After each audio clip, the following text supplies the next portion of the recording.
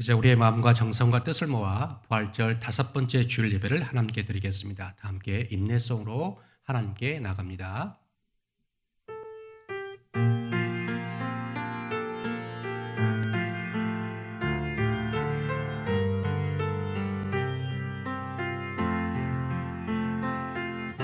나는 하나님을 예배하는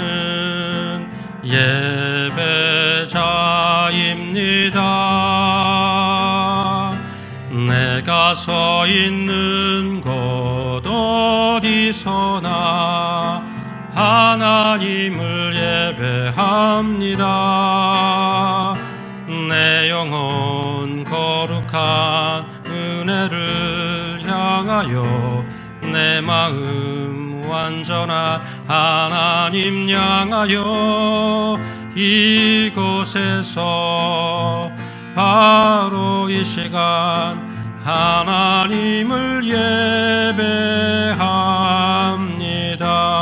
예배합니다. 여호와를 경외하며 그의 길을 걷는 자마다 복이 있도다. 내 집 안방에 있는 내 아내는 결실한 포도나무 같으며 내 식탁에 둘러앉은 자들은 어린 감람나무 같으리로다. 여호와를 경외하는 자는 이같이 복을 얻으리로다. 아멘. 좋으신 아버지 하나님, 어버주일을 맞이하여 부모님을 공경하는 마음을 안고 이 예배를 드립니다. 주님께 부모님께 순종하며 받들어 섬기셨던 예수님의 아름다운 모습을 생각하며 이 시간 부모님에 대한 감사함과 또 하나님에 대한 감사함으로 주님께 나오니 이 예배를 받으시고 흠양하여 주옵소서. 감사드리며 예수님의 이름으로 기원하옵나이다. 아멘. 사도신경으로 우리의 신앙을 고백합니다. 나는 전능하신 아버지 하나님 천지의 창조주를 믿습니다. 나는 그의 유일하신 아들 우리 주 예수 그리스도를 믿습니다. 그는 성령으로 잉태되어 동정녀 마리아에게서 나시고 본디오 빌라도에게 고난을 받아 십자가에 못 박혀 죽으시고 장사된 지 사흘 만에 죽은 자 가운데서 다시 살아나셨으며 하늘에 오르시어 전능하신 아버지 하나님 우편에 앉아 계시다가 거기로부터 살아있는 자와 죽은 자를 심판하러 오십니다. 나는 성령을 믿으며 거룩한 공교회와 성도의 교제와 죄를 용서받는 것과 몸의 부활과 영생을 믿습니다. 아멘. 이 시간에는 김미영 선생님께서 기도에 인도해 주시겠습니다.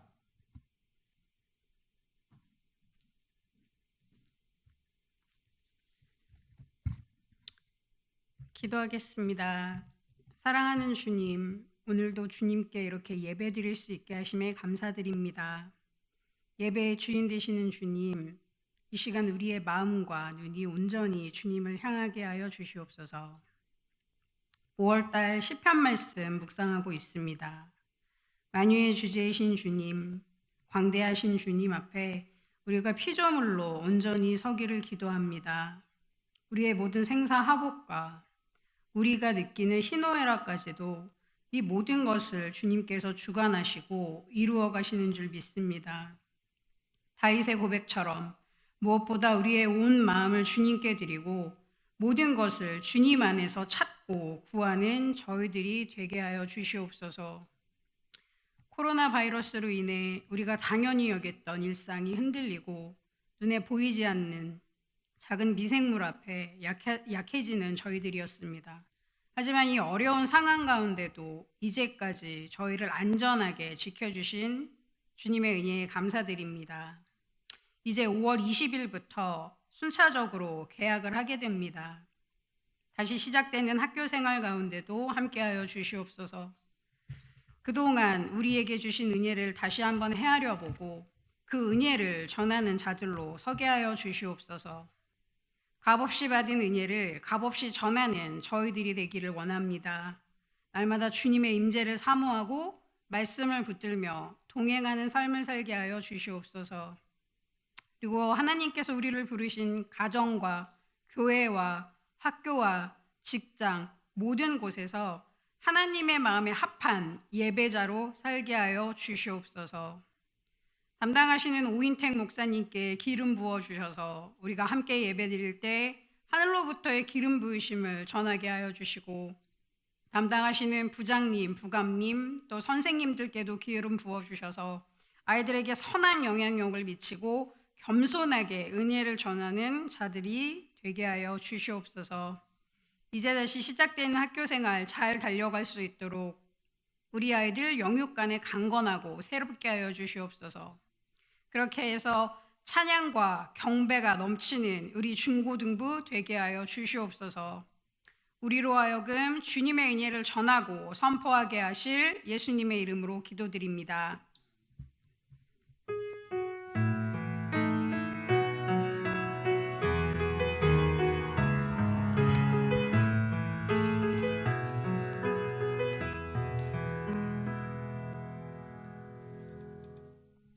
이 시간에 우리에게 주신 하나님 말씀 보겠습니다. 시편 8편 1절부터 9절까지입니다.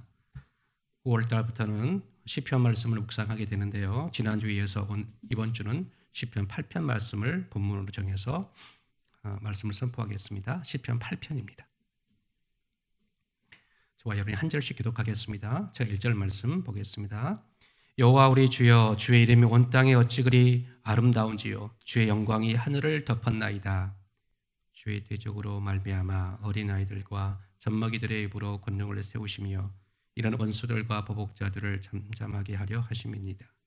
주의 손가락으로 만드신 주의 하늘과 주께서 베풀어 두신 달과 별들을 내가 보오니 사람이 무엇이기에 주께서 그를 생각하시며 인자가 무엇이기에 주께서 그를 돌보시나이까. 그를 하나님보다 조금 못하게 하시고 영화와 전기로 관을 씌우셨나이다. 주의 손으로 만드신 것을 다스리게 하시고 만물을 그의 발 아래에 두셨으니 곧 모든 소와 양과 들짐승이며 공중의 새와 바다의 물고기와 바닷길에 다니는 것입니다. 같이 읽습니다.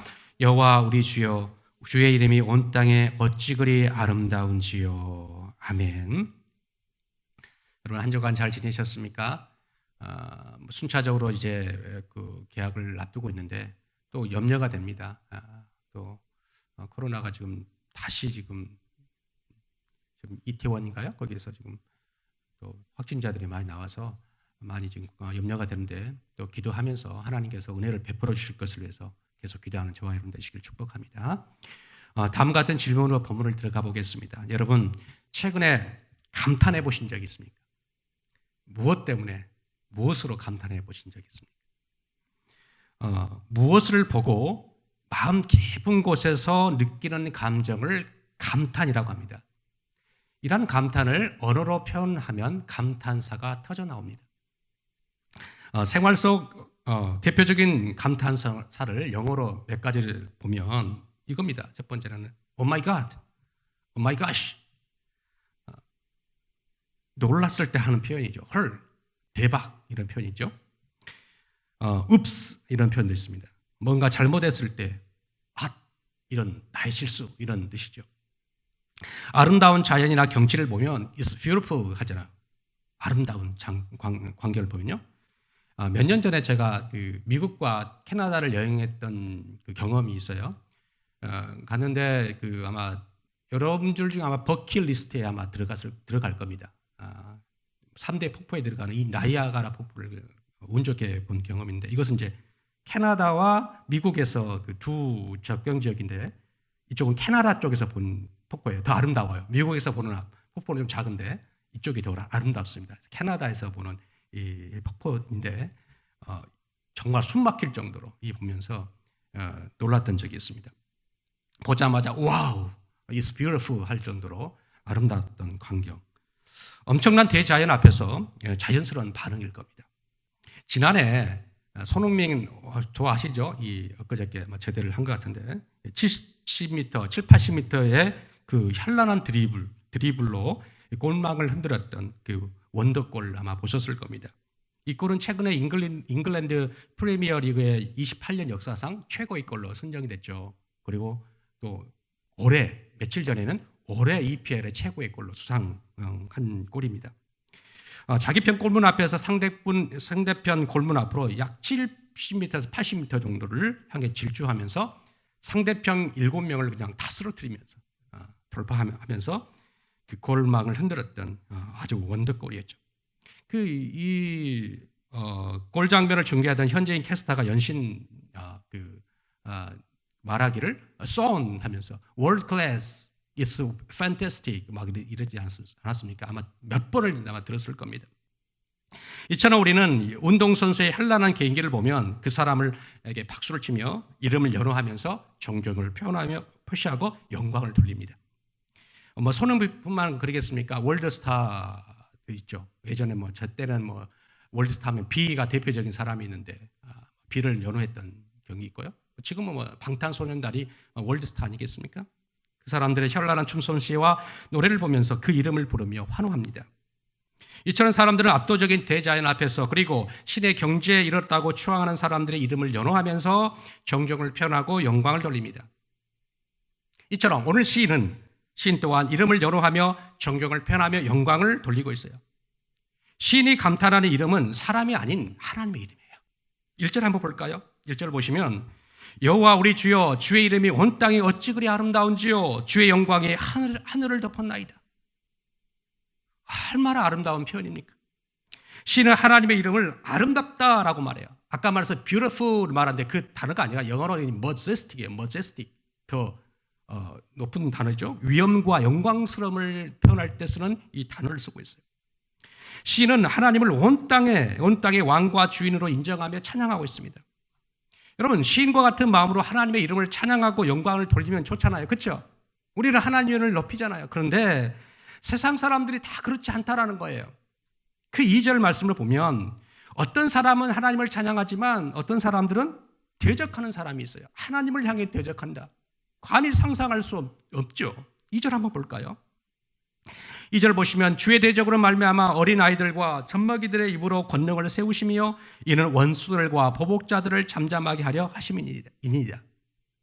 여기서 주의 대적들이란 누구냐면 스스로 강하다고 생각하는 사람이에요. 자기의 힘이 있고 강하다는 사람들을, 그리고 그러니까 하나님을 믿지 않고 하나님을 무시하고 교만한 자들을 의미하는 거예요.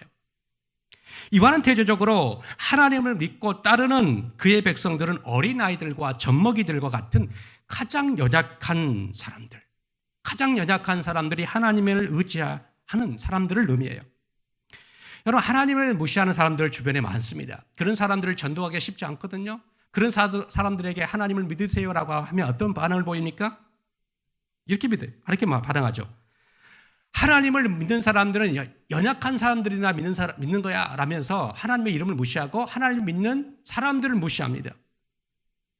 여러분, 이 말은 한편으로 맞는 말이지만 한편으로는 완전히 틀린 말입니다. 연약하기에 누군가를 의지한다는 말은 동의하지만 우리 인간은 원래부터 하나님을 의지하도록 지어진 존재, 연약한 존재로 지어짐을 받은 거예요. 그러니까 하나님을 의지할 수밖에 없는 거예요. 하나님을 의지하지 않는 자가 힘 있는 것 같지만 사실은 가장 약한 자요. 하나님을 의지하는 자가 약한 자 같지만 가장 강한 자라는 거예요. 주의 대적들, 교만한 자들은 자신의 이름을 믿고 하나님의 이름을 무시합니다. 반면 어린아이들처럼 젖먹이들 같은 이 연약한 자들은 하나님을 의지하며 하나님의 이름을 높입니다. 이 시는 다윗이 지은 시인데요. 이 다윗은 시를 참 많이 지었습니다. 그런데 이 시를 보면 대부분 경험에서 비롯된 시예요. 경험에서 했던 내용들을 바탕으로 해서 지은 시들이 많은데 이 시 또한 경험을 바탕으로 지은 시로 보입니다. 다윗은 목동입니다. 목동 아시죠? 양을 치는 직업이죠. 다윗은 가장 연약한 자이며 목동은 가장 무시받는 직업입니다. 다윗은 어린 시절 목동이었을 때 이스라엘 역사상 가장 암울한 때였어요. 주변 나라 블레셋이 늘 쳐들어와서 괴롭혔습니다. 그러던 어느 날 블레셋 장수인 골리앗이 군대를 거느리고 사울 왕과 이스라엘 군대를 향하여서 큰 소리칩니다. 야, 너희가 나랑 상대할 거라고 생각하느냐? 그러지 말고 우리 전면전하자. 전면하지 말고 우리 1대1로 붙자. 시간 낭비, 돈 낭비, 인력 낭비할 게 무엇이냐? 전면전하지 말고 1대1로 붙자. 우리나라를 대표하는 나와 너희 나라를 대표하는 한 명씩 1대1로 붙어서 깨끗하게 한번 붙어보자. 그래서 진 쪽이 깨끗하게 이긴 쪽의 종이 되자라고 제안을 합니다. 여러분, 블레셋 나라의 대표적인 사람 바로 조금 전에 말했던 사람이 이 골리앗이에요. 골리앗은 얼마나 키가 크냐면요 3m에 가까운 거인이에요. 여러분 그 당시 뭐 지금이야 큰 키를 가진 사람 뭐 운동선수 정도 하겠지만 그때 당시는 큰 키라는 것은 왕의 조건이고 용사의 조건이었어요. 키가 크다는 것은 단순히 키를 말하는 것이 아니라 키의 크기는 힘의 크기를 의미했습니다. 블레셋 나라에는 이 거인족들이 많았습니다. 그래서 거인들이 많아서 거인족의 나라라고 불리어졌는데 그 중에 가장 큰 키를 가지고 자랑했던 사람이 골리앗입니다. 이 골리앗이 대표로 나온 겁니다. 그러자 엄청난 큰 키 앞에서 압도된 사울 왕과 이스라엘 군대들은 그리고 이스라엘 사람들은 벌벌 떨을 수밖에 없었죠. 이렇게 이스라엘은 대표를 보내지 못하고 40일 동안 쥐 죽은 듯 벌벌 떨어야만 했습니다. 그때 블레셋 장수 골리앗과 싸우겠다 한 사람이 등장했어요. 그가 누굽니까? 오늘 본문의 주인공인 다윗입니다. 다윗은 장수가 아니에요. 그리고 다 큰 어른도 아닙니다. 키 작은 어린 목동에 불과합니다. 한 번도 전쟁에 나가서 싸워본 적이 없는 사람이에요. 전쟁의 전자도 모르는 사람이에요. 군대도 안 간 자가 총을 쏘겠다고 하는 것과 같습니다. 40일 동안 싸우겠다고 하고 나선 사람이 없다가 이제 등장했어요. 40일 동안 인기척이 없다가 나오니까 이 골리앗이 어느 정도 긴장했는지 모르겠어요. 그래서 자기 편을 향해서 오고 있는 장수를 이스라엘 쪽을 보니까 긴장해서 봤는데 이제 눈앞에 본 그 다윗을 보고 헐 대박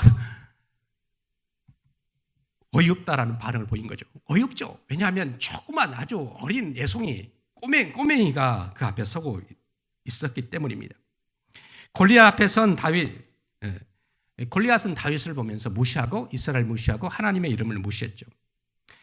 그러한 골리앗에게 다윗은 다음과 같이 말합니다. 사무엘상 17장 45절을 보면 이렇게 말해주고 있어요. 한번 읽어봅니다. 다윗이 블레셋 사람에게 이르되 너는 칼과 창과 단창으로 내게 나아오거니와 나는 만군의 여호와의 이름 곧 내가 모욕하는 이스라엘 군대의 하나님의 이름으로 내게 가노라. 여기 보세요. 힘있는 장수 고인 골리앗은 하나님의 이름을 모욕했습니다. 반면 연약한 자 꼬맹이인 다윗은 하나님의 이름을 의지합니다. 다윗은 하나님의 이름을 의지하여 물맷돌로 골리앗을 눕히고 원수들과 보복자들을 잠잠케 했습니다. 다윗이 골리앗을 시원스럽게 이긴 그림을 한번 감상해 보시겠습니다. 다윗은 이렇게 시원하게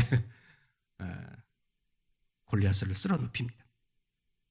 연약한 자를 통해서 하나님의 아름다우신 이름과 능력의 이름을 드러낸다는 것을 삶의 경험을 통해 다윗은 고백하고 있는 거예요. 이어서 다윗은 시선을 하늘과 하늘에 있는 피조물로 향합니다. 3절 보시면 주의 손가락으로 만드신 주의 하늘과 주께서 베풀어 두신 달과 별들을 내가 보니 라고 합니다. 다윗이 본 것은 하나님의 손가락으로 지으신 하늘과 그리고 하늘에 펼쳐 놓으신 달과 별들입니다. 여러분 밤하늘 여러분 보십니까? 공부하느라 밤하늘 볼 수 없죠? 책만 보고 있죠. 밤하늘도 좀 보시면 좋겠어요. 공예로 탁한 솔 하늘에서는 이 달과 별들의 아름다움을 보지 못하지만 이 공기 좋고 좋은 산골이나 남극, 지금도 남극이나 북극 밤하늘을 보면 밤하늘이 정말 아름답죠. 3,000년 전인 다윗은 3,000년 전 사람인데 그때는 더더욱 아름다웠겠죠. 다윗은 목동이라고 했습니다. 목동은 낮에 열심히 양을 칩니다.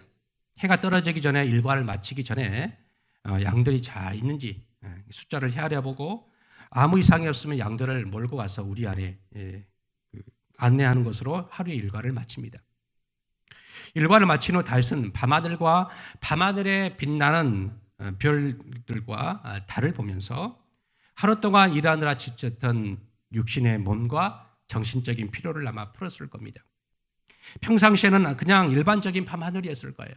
그런데 어느 날 갑자기 밤하늘이 평소 그 밤하늘이 아니었던 겁니다. 다윗이 본 밤하늘이 아마 이와 같았을 거예요. 사진을 보시면 얼마나 아름답습니까? 다윗은 이 아름다운 밤하늘을 보면서 영적인 시상이 떠오른 거죠. 그리고 영안의 눈이 열려 하나님의 위대하심을 찬양하게 된 겁니다.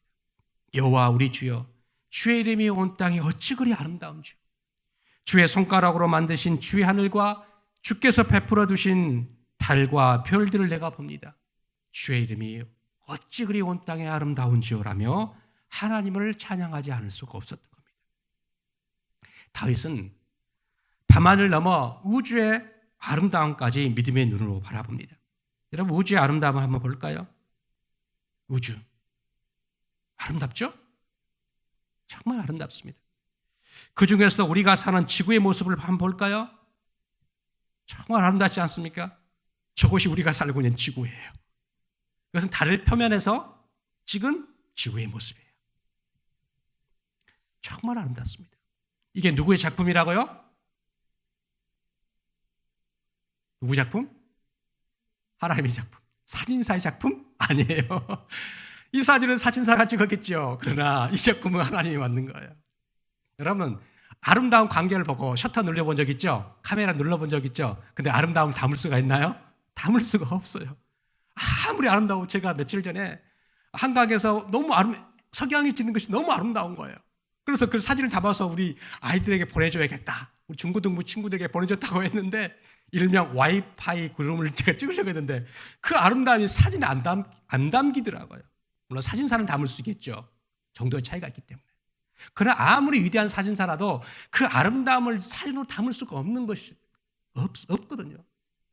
보세요. 사진으로도 이렇게 아름다운데 진짜 얼마나 아름답겠습니까? 다윗은 감탄사가 터져나올 수밖에 없었던 거죠. 그런데 더 놀라운 것은 하나님의 그 아름다움을 넘어서 하나님의 광담을 본 거예요. 우리가 살고 있는 지구, 이 아름다운 지구 또한 이 태양계 앞에 서면 왜 그래도 작은지 하나의 점밖에 되지 않습니다. 한번 사진 볼까요? 여러분, 지구가 보입니까? 옆에 지금 빨갛게 붉은 것이 태양입니다. 그리고 지금 지구가 보입니까? 수금지와 목토, 천의 명은 이제 형성에 들어가지 않는다고 배웠죠? 저희는 명왕성까지 했는데 지금은 명왕성이 형성에 들어가지 않아요. 태양에서 지금 지구 세 번째인데 점밖에 보이질 않아요. 이것을 더 확대 한번 해볼까요? 다음 사진 보세요. 지구는 이 은하계에 점도 안 돼요. 먼지밖에 안 돼요. 이 점으로도 표현할 수 없는 것이 지구예요. 그만큼 하나님은 엄청난 이 우주를 만드셨다는 거죠. 여러분, 우주가 얼마나 큰지 여러분 아십니까? 몰라요. 끝이 없다라고 합니다. 과학자들도 모른다고 해요. 아직까지 과학자들이 현대 과학으로 측정할 수 있는 이 거리, 망원경으로 측정할 수 있는 거리가 137억 광년이라고 해요. 물론 좀 다른 해석도 있는데 아무튼 137억 광년이라고 그래요. 자, 지구에서 우주의 끝까지 측정된 거리인데 감이 안 오실 겁니다. 이 1광년은 어느 정도냐면요. 1광년은 빛이 1년 동안 가는 거리예요. 빛이 1년 동안 가는 거리를 1광년이라고 그래요. 근데 우주의 끝이 137억 광년이에요. 그러니까 137억 년 동안 가는 거리가 이 우주의 끝이에요. 끝도 아니에요. 우리가 인간이 측정할 수 있는 거리예요. 더 넘어 있다는 거예요. 자, 우리는 엄청난 속도를 말할 때 빛의 속도라는 말을 말하지 않습니까? 이 빛의 속도가 어느 정도냐면 여러분, 빛이 1초에 가는 거리가 30만 킬로미터입니다. 30만 킬로. 감이 안 오시죠? 이 30만 킬로는 우리 인류가 지금 가장 빠른 이동수단이 이 비행기로 갈 수 있는 거리가 약 보통 어느 정도 되냐면 인천공항에서 LA 공항까지 약 10,000km 정도 거리 그 정도인데요. 12시간 정도, 편도 12시간, 왕복 거리가 24시간에 하루 걸리는 거리입니다. 근데 빛의 속도 1초에 얼마를 가냐면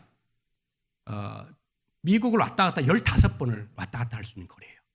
1초 동안 빛의 속도로 간다면. 그리고 지구는 7바퀴 반이에요. 이게 바로 빛의 속도예요. 이 빛의 속도로 1년간 가는 거리가 1광년입니다. 그리고 끝은 137억 광년이에요. 얼마나 우주가 광대합니까? 이것이 바로 인류 과학으로는, 현대 과학으로는 우주의 크기를 가늠해 올 수 있는 것이 현대 과학의 현주소입니다. 이 우주를 누가 만들었다고요? 하나님이 만들었어요. 우주의 아름다움과 광대함에 매료된 다윗은 이제 우주에서 사람으로 시선을 돌립니다. 4절 보시면 이렇게 기록되어 있어요. 사람이 무엇이기에 주께서 그를 생각하시며 인자가 무엇이기에 주께서 그를 돌보시나이까. 우주의 아름다움과 광활함, 무한함과는 달리 다윗의 자신을 보니까 너무 초라한 거예요. 우주 앞에 선 자신의 모습. 여러분 상상할 수 있어요? 너무 초라하지 않습니까? 골리앗을 쓸어 눕혔지만은 골리앗을 쓸어 눕히기 전에 골리앗 앞에 선 다윗의 모습이 바로 이 모습이었던 거예요. 엄청난 대자연이 나야가라 폭포 앞에서 나의 모습과 같다는 거죠. 인간은 초라한 존재라는 거예요. 우리가 살고 있는 지구는 그 광활한 우주에 비하면 흩날리는 작은 먼지에 불과합니다. 그리고 그 지구 안에 살고 있는 우리 또한 흙먼지에 불과하던 거죠. 얼마나 초라합니까? 사실 다윗이 본 인간의 초라함은 성경이 우리에게 말해준 인간 이해입니다. 인간은 초라한 흙먼지에 불과하다는 것이죠. 하나님께서는 아담을 흙으로 지으셨죠. 그리고 아담이 범죄한 후에 하나님께서 다음과 같이 말씀하셨습니다. 창세기 3장 19절 말씀을 보면 이렇게 기록되어 있죠. 띄워주시겠어요? 예. 너는 흙이니 흙으로 돌아갈지니라. 그래서 흙은 먼지를 말합니다. 먼지. 아주 미세한 먼지. 그런데 다윗은 이 우주의 아름다움과 강대함과 비교할 수 없을 정도로 놀라운 것을 또다시 본 거예요. 또다시 영안의 눈이 열린 거예요. 하나님께서 사람을 대하시는 것을 본 겁니다. 하나님께서 흙먼지에 불과한 인간을 생각하시고 돌보신다는 것을 영안의 눈이 열려 보게 된 거예요. 저 광활한 우주보다 행성들보다 해와 달과 별들보다 비교할 수 없을 정도로 우리 인간을 사랑하시고 돌보시고 아끼신다는 거예요. 얼마나 놀랐습니까? 우리가 비록 보잘것없고 하찮은 작은 미물이지만 아름다운 존재, 미물로 보신다는 거예요. 아무것도 아닌 존재를 대단한 존재로 생각하신다는 거예요. 여러분, 우리가 얼마나 대단한 존재냐면요, 지금 5절 말씀을 보면 이것을 고백하고 있어요. 5절 말씀 보세요. 5절 보시면 그를 하나님보다 조금 못하게 하시고 영화와 존귀로 관을 씌우셨나이다. 여러분, 우리 인간을 하나님보다 조금 못하게 하셨다는 거예요. 여러분 믿으십니까? 어떻게 사람을 하나님과 비교할 수 있느냐라고 성경학자들은 해석하면서 이것은 신성모독이야 라고 해석했어요. 그래서 여기서 나오는 이 하나님은 하나님이 아니라 천사다 이렇게 번역을 하기도 했어요. 그런데 아니에요. 여기 천사가 아니라 하나님이 맞다라는 거예요. 인간을 하나님보다 조금 못하게 하셨다라는 표현이 맞다라는 겁니다. 왜냐하면 신약 성경 히브리서를 보면 천사는 어떤 존재냐면 우리 인간을 수종 들도록 하나님이 지으셨다, 보내셨다라고 기록하고 있어요. 그러니까 천사보다 훨씬 뛰어난 존재가 인간이에요. 하나님보다 조금 못한 존재가 인간이에요. 이처럼 하나님은 우리 인간을 돌보고 아끼는 존재라고 말하고 있어요. 저와 여러분 바로 그런 존재라는 거예요. 하나님께서 우리 인간을 아름답게 만드시고 귀하게 여기신다는 거예요. 여러분, 우리는 어느 누구와도 비교할 수 없을 만큼 아름답고 존귀한 자들이라는 것을 꼭 믿으셔야 합니다. 이 사실을 깨닫고는 다윗이 찬양하지 않을 수 없었던 거죠. 하나님의 편에서 보면 여러분은 우주보다 더 훨씬 크고 우주보다 훨씬 더 아름답고 지구보다 훨씬 더 아름다우며 해와 달과 별들보다 훨씬 아름다운 존재들이라는 거예요. 나이아가라 폭포보다 숨막힐 정도로 아름다운 존재라는 거예요. 어느 누구도 비교할 수 없는 하나님의 걸작품들이라는 거예요. 이것은 제 말이 아니라 하나님의 말씀이에요. 하나님께서 세상과 인간을 창조하신 이야기가 창세기 1장과 2장에 나옵니다. 세상을 창조하신 후 마지막으로 인간을 창조하셨죠. 우주와 해와 달과 별 그리고 지상과 해상 하늘의 동물들을 다 만드신 후에 하나님께서는 당신이 만드신 피조물을 보시면서 좋다라고 만족감을 표현했습니다. 세상 사람들은 이것을 두고 자화자찬이라고 합니다. 그렇죠? 자화자찬. 이 자화자찬은 이제 원래 그림의 표현이죠. 자기가 그림을 그려놓고 화가 그림을 예쁘다, 잘 그렸다. 이게 자화자찬이에요. 이 자화자찬하기 쉽지 않거든요. 자, 인간들이 하는, 이 사람들이 하는 자화자찬은 2%가 부족한 자화자찬일 수 있지만 하나님은 완벽하신 분이기 때문에 좋다란 말에는 0.1%의 부족감이 없다는 표현이에요. 조금 전 우주 사진을 통해서 우리 우주가 얼마나 아름다운지 우리 보셨잖아요. 이렇게 아름답게 만드신 하나님의 피조물, 그 피조물 보고 하나님이 좋다라고 하는 이 반응은 당연한 반응이죠. 그런데 놀라운 것은 그 다음이에요. 마지막에 인간을 창조하신 후 다음 같은 말씀하셨어요. 이 좋다라는 표현 앞에 심히라는 단어를 붙였어요. 심히 좋다. 우리 인간을 보시면서 심히 좋다. 조금 전에 지었던 우주, 별들, 행성, 그 아름다운 대자연보다, 그 동물들보다 우리 인간은 비교할 수 없을 정도로 심히 좋다라고 하나님이 우리를 만드시고 만족함을 표현하셨어요. 우리가 이렇게 존귀한 이유는, 그 이유는 하나님의 형상대로 지어진 존재이기 때문이에요. 창세기 1장 27절을 보면 이렇게 기록되어 있어요. 하나님이 자기 형상 곧 하나님의 형상대로 사람을 창조하시되 남자와 여자를 창조하시고, 하나님의 형상대로 지었다는 말은 하나님의 아들이라는 뜻이에요. 하나님의 아들.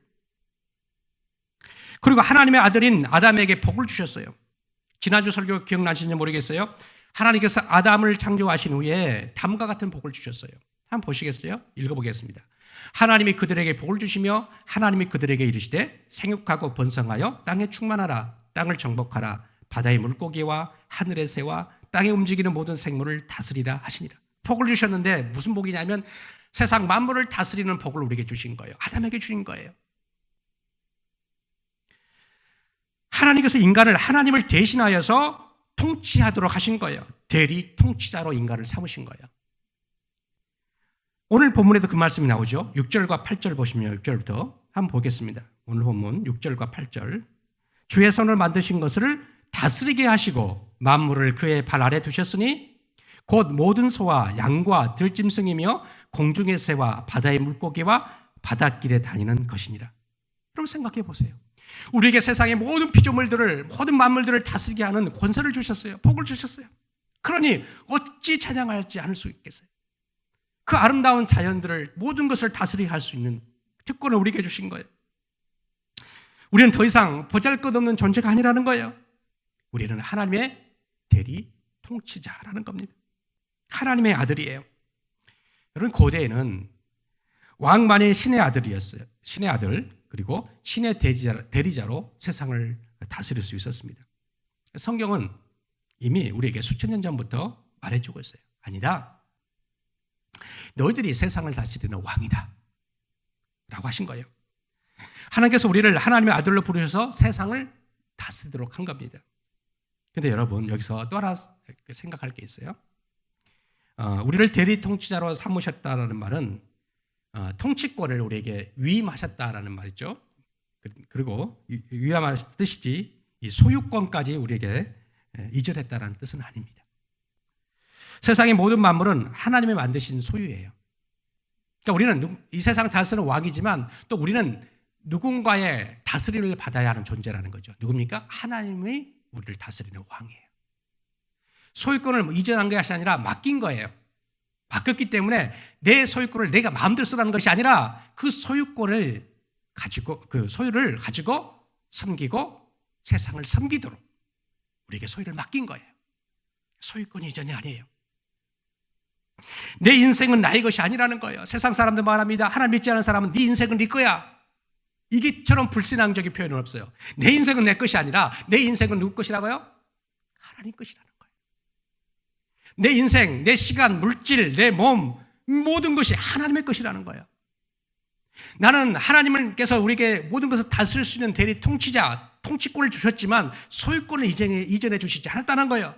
이 모든 소유권은 하나님 거예요. 내 목숨조차도, 내 인생 모두가 다 하나님의 것이라는 거예요. 그러기에 내 인생을 하나님께 맡기면 하나님께서 내 인생을 책임져 주시는 거예요.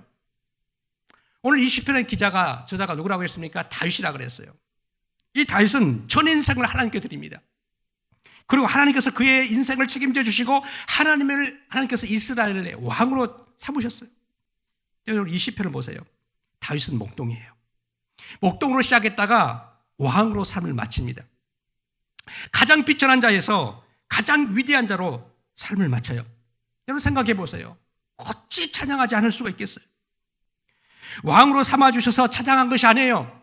다윗은 목동일 때부터 하나님을 찬양했던 자예요. 여러분, 우리를 왕으로 세워주시면 하나님을 찬양하실까요? 안 해요. 지금 이 순간 이 자리에서 하나님을 찬양하지 않는 자는 왕이 되어도 찬양하지 않아요. 그렇기 때문에 지금 이 순간에 우리는 하나님을 찬양할 수 있어야 돼요. 목동에 있을 때부터 다윗은 밤하늘을 보면서 하나님을 찬양했던 거예요. 목동일 때부터 자신의 모습을 보면서 나의 모든 인생을 하나님께 드리면서 하나님을 찬양할 수 있었던 거예요. 여러분, 지금 이 순간 이 자리에서 하나님을 찬양하는 자가 되어야 돼요. 그래야지 우리는 전 인생을 하나님을 맡기면서 하나님을 찬양할 수 있게 되는 거예요. 여러분, 1절을 한번 보세요. 1절 다시 한번 보시면 이렇게 찬양하고 있어요. 여호와 우리 주여, 주의 이름이 온 땅에 어찌 그리 아름다운지요라고 찬양 이 시편을 시작해요. 그리고 9절 보세요. 마지막에 9절도 이렇게 표현하고 있지 않습니까? 여호와 우리 주여, 주의 이름이 온 땅에 어찌 그리 아름다운지요라며 시를 마쳐요. 동일한 표현으로 시를 시작하고 동일한 표현으로 시를 마치는 거예요. 이게 무엇을 의미합니까?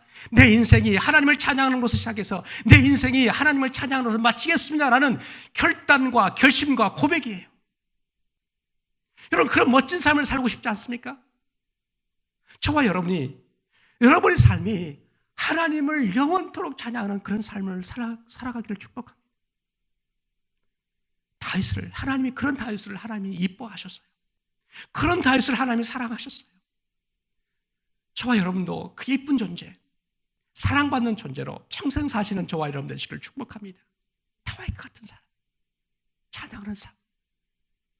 여러분, 그 인생을, 전 인생을 여러분 드리세요. 지금 공부하느라고 너무 힘들지 않습니까? 여러분, 지난주에 말씀했잖아요. 여러분의 5분, 10분 묵상하는 그 삶이 여러분의 인생을 바꾼다 그랬어요. 그 삶이 여러분 끊임없이 비은함과 비웃음을 받는 이 악한 세상 속에, 이 세대 속에서 하나님의 말씀을 묵상하는 그 찾으시는 그 한 사람이 될 때에 여러분의 인생은 달라져요. 똑같아요.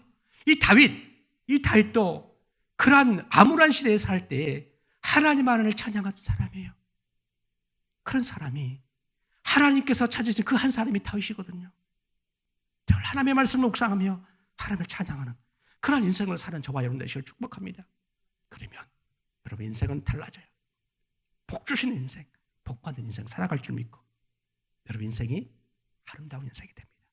그런 인생 사시기를 주의 이름으로 축복합니다. 기도하겠습니다. 좋으신 아버지 하나님, 다윗이 고백했던 이 아름다운 시의 표현이 우리의 고백이 되기를 소망합니다. 여호와 우리 주여, 주의 이름이 온 땅이 어찌 그리 아름다운지요 라고 고백했던 이 다윗의 고백이 우리의 평생의 고백이 되게 하시고 하나님만을 사랑하며 하나님만을 찬양하며 하나님만을 묵상하며 살아가는 저희들 되도록 인도하여 주시고 하나님이 찾으시는 그 한 사람의 대로 우리의 삶을 축복하시고 인도하여 주옵소서.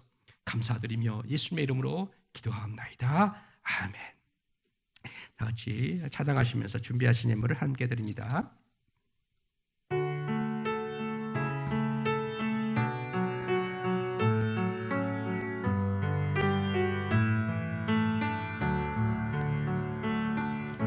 내게 있는 향유옥화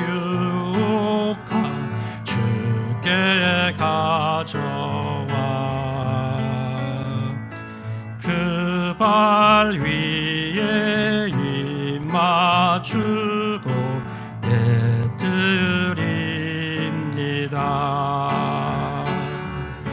나를 위해 험한 산길 오르신 그 발 걸음마다 그 신사랑 새겨놓았네. 아멘. 좋으신 아버지 하나님, 우리에게 주어진 이 물질을 작은 힘을 주님께 드립니다. 나에게 주신 물질이 내 것이 아니라 주님께서 나에게 맡겨진 물질임을 고백하며 이 물질을 담아서 내 인생과 내 삶과 내 몸과 모든 삶을 주님께 드리오니 이 예물 받으시고 흠양하여 주옵소서. 이 작은 힘을 쓰는 곳곳마다 주의 거룩한 나라가 확장되게 하시고 주관하는 주관하는 또 세상 사람들이 주께 돌아오는데 귀하게 사용되어 줄 수 있도록 축복하여 주옵소서. 감사드리며 예수님의 이름으로 기도합나이다. 아멘. 예, 이 시간에는 퀴즈를 내는 시간입니다. 풀어보겠습니다. 시편 8편 질문 내주시겠어요? 시편 8편은 하나님의 아름다우심과 위대하심을 노래하는 찬양시입니다. 자, 그렇다면 이 시편을 지은 사람은 누구일까요? 자, 1번 아담, 2번 아브라함, 3번 모세, 4번 다윗. 지난주에 2주 동안 어렵다라는 의견이 있어서 조금 더 쉽게 됐습니다. 다 맞출 수 있을 거예요. 네. 맞추신 분들을 또 상품을 줘야겠죠. 상품은 이렇게 나가겠습니다. 네. 홍루이젠 드리겠습니다. 지난번에 조금 약한 선물을 보냈더니 어떤 분이 제게 실망의 표현을 했어요. 조금 넣게 됐습니다. 네. 일단 맞춰주시고 또 홍루이젠 또 맛있게 드시고 또 한 주간을 또 힘있게 살아가는 우리 중고등부가 되시길 축복합니다. 예, 시간도 연장했어요. 6시까지 하니까 안 오시는 분들이 있어서 9시까지로 하겠습니다. 그냥 편하게 9시까지 보내주시면 선물을 드리도록 하겠습니다. 네, 제가 축도로 예배를 펴겠습니다. 이제는 우리를 사랑하시는 우리 주 예수 그리스도의 은혜와 하나님 아버지의 원하심 사랑하심과 성령의 교통하심이 우리 인간을 이 우주보다 아름답게 만드시고 이 세상을 다스리고 통치하시도록 우리를 맡기시고 또 우리를 모든 것을 주신 그 하나님의 사랑과 그 은혜를 감탄하며 주님께 나아가서 이 아름다우심과 위대하심을 만방 가운데 전하기를 결단하는 주의 거룩한 백성들 가운데 이제로부터 영원까지 함께 하시기를 간절히 축원하옵나이다. 아멘.